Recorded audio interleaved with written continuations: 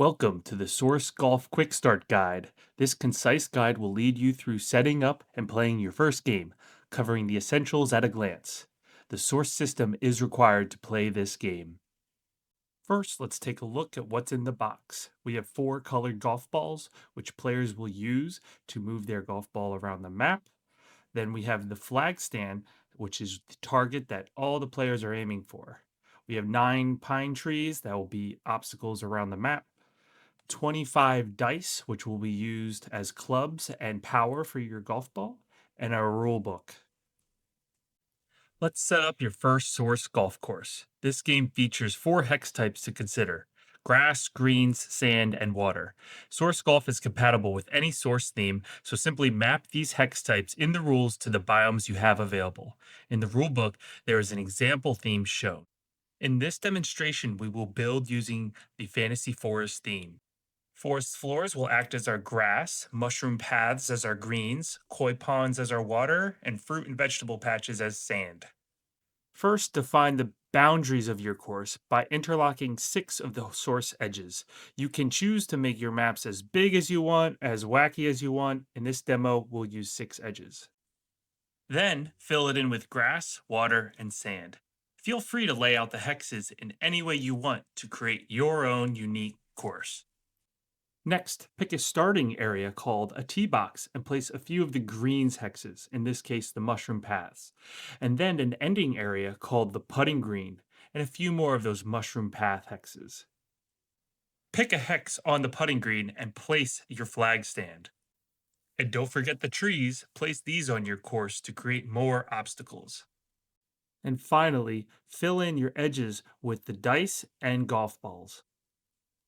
With your first course, have a starting player pick their golf ball color. Then place the golf ball on any one of the tee box hexes.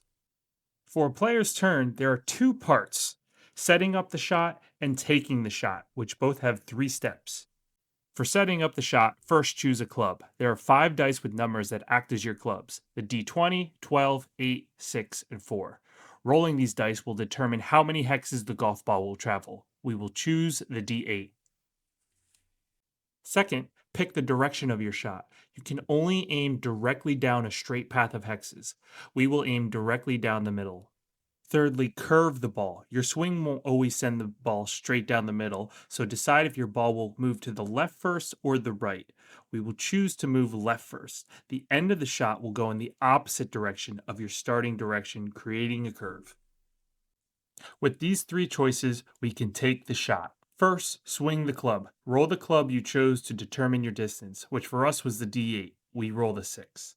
Second, pick up the number of d6s with the pips on the side equal to the distance rolled, in this case 6.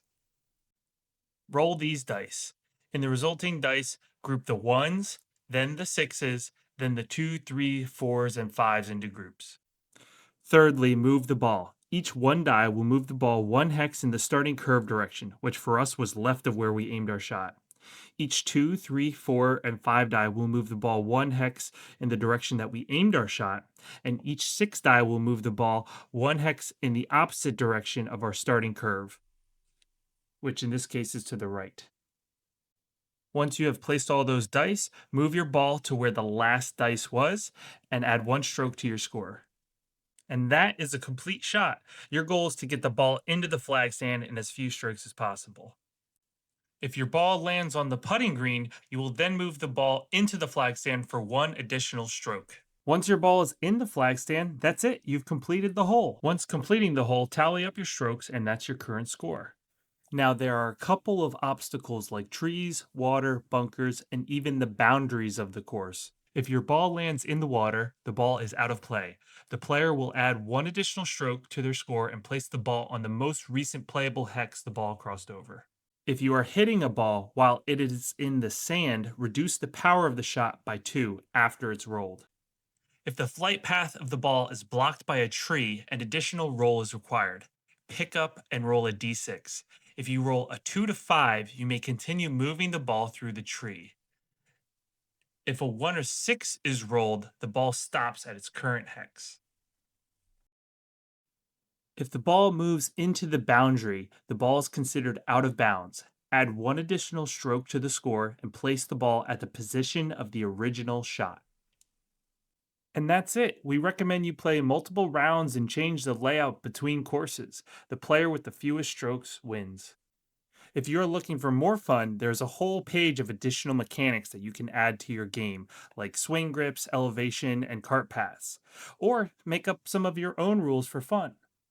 Find more Source Golf and other games at sourcetavern.com.